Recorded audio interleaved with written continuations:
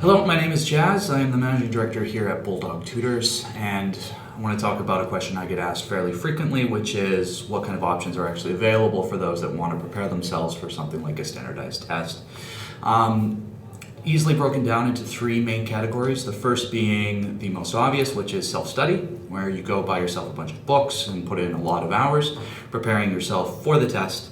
Ultimately, this process can actually take a large number of hours based on the fact that you are not going to be fully aware of what obstacles are actually in front of you and less equipped to actually fill in any foundational gaps that you may have regarding the content of the actual test.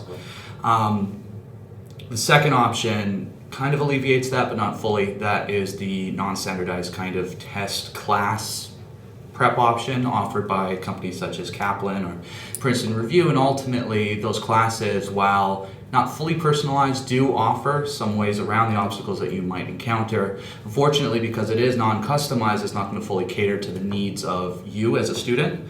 And that brings us really to our last category here, which is one-on-one tutoring, which in general has a lot of advantages over the other two options, which are usually actually used in tandem. A lot of people will self-study alongside actually taking a class.